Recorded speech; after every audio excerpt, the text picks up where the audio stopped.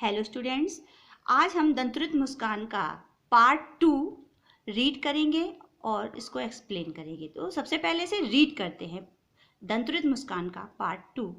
तुम मुझे पाए नहीं पहचान, देखते ही रहोगे अनिमेज, थक गए हो आंख लूं मैं फेर, क्या हुआ यदि हो सके परिचित न पहली बार, यदि तुम्हारी माँ न माध्यम बनी होती आज, मैं न सकता देख, मैं न पाता जान, तुम्हारी यह दंतुरित मुस्कान। धन्य तुम माँ भी तुम्हारी धन्य, चिर प्रवासी मैं इतर मैं अन्य। इस अतिथि से प्रिय तुम्हारा क्या रहा संपर्क, उंगलियां माँ की कराती रही हैं मधुपर्क। देखते तुम इधर कनखी मार, और होती जब की आंखें चार, तब तुम्हारी दंतुरित मुस्कान मुझे लगती बड़ी ही छबिमान। ठीक है, ये हमारा पूरा का पूरा पार्ट 2 दंतुरित मुस्कान का रीडिंग कंप्लीट होती है। हेलो स्टूडेंट्स, अभी हमने अपने दंतुरित मुस्कान का पार्ट 2 रीडिंग किया था। ठीक है, अब हम यहाँ पे उसका एक्सप्लेनेशन करेंगे, तो उसे ध्यान से सुनिएगा और समझिएगा।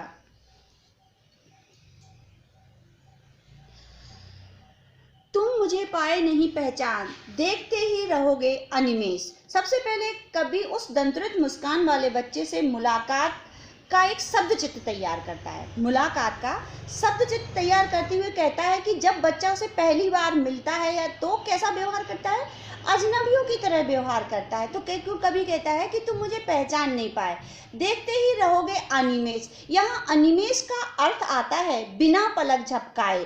तो बच्चे से कभी ये कहता है कि तुम शायद मुझे, तुम जो मेरे से व्यवहार कर रहे हो अजनबियों की तरह, वो तुम क्या है, तुम मुझे बिना पलक झपकाए इसलिए देख रहे हो कि तुम्हारे लिए मैं कैसा हूँ, अजनबी हूँ। इसलिए तुम मुझे कैसे देख रहे हो, अनिमेष देख रहे हो, बिना पलक झपकाए देख रहे हो, क्योंकि तुम मुझे क्या कर रहे हो, पहचान नहीं पा रहे हो।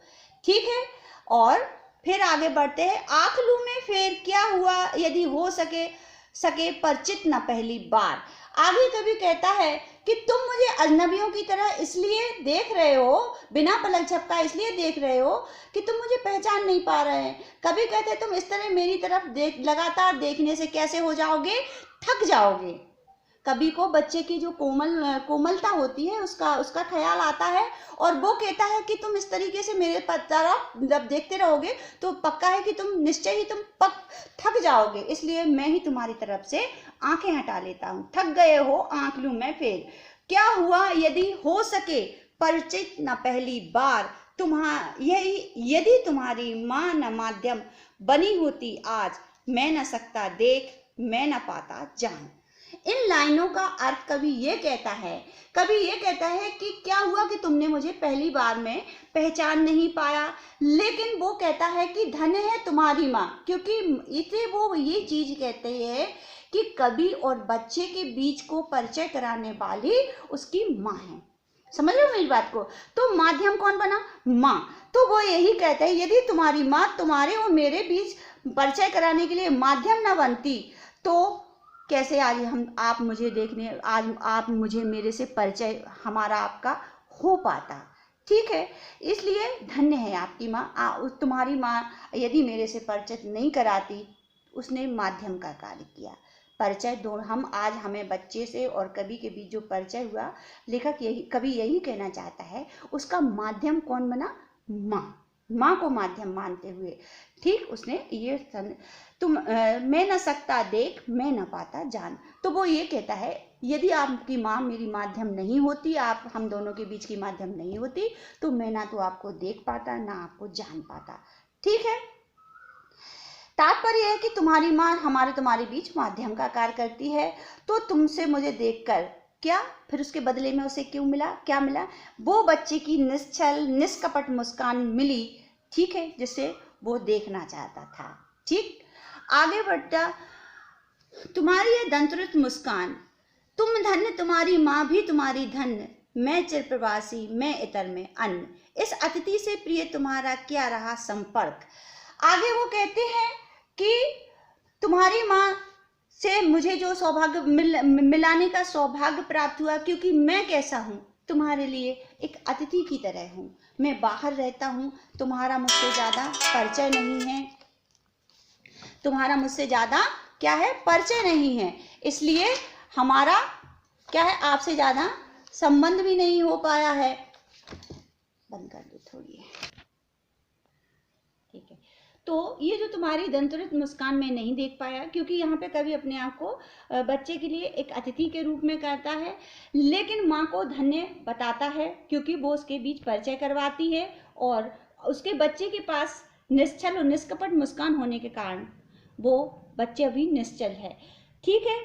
और ये आगे वो ये कहता है कि मैं अर्थात तुम्हारा संपर्क मेरे से नहीं है, अतिथि होने के कारण अपने आप को जब अतिथि बताया तो उसने कहा तुम्हारा हमसे ज़्यादा संपर्क नहीं रहा, इसलिए तुम मुझे नहीं पहचान पाए। तुम्हारी माँ का संपर्क उंगलियों के माध्यम से, यानी कि कहने का कवि का तात्पर्य ये है कि तुम्हारी माँ तुम्हारे हर समय संपर्क में रही, तुम्हें खाना, मधुर पर्क का मतलब होता है जैसे कि हमारा जो हिंदू रीति रिवाजों में पूजा के लिए जो वो बनता है पंचामृत, उसे मधुर पर्क कहते हैं। पर यहाँ बच्चे को पंचामृत मतलब खाना, हर प्रकार का खाना, पानी, खाना, दूध, हर प्रकार की खाने पीने की सुविधाओं को पंचामृत मधुर पर्क बोला गया है।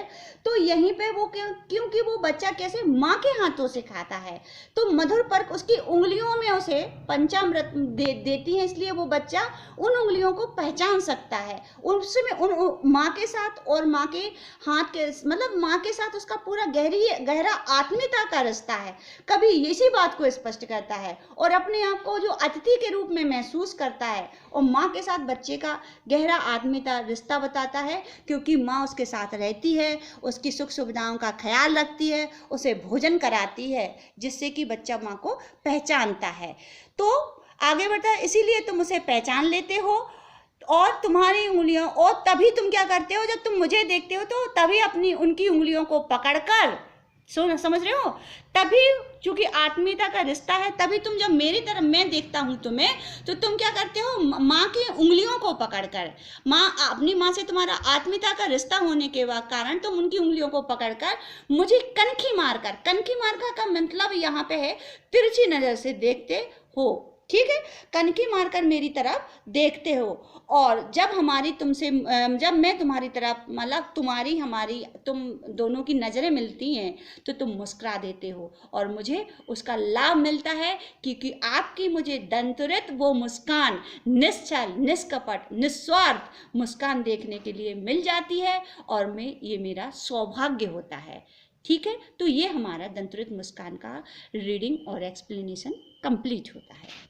बाय बच्चों।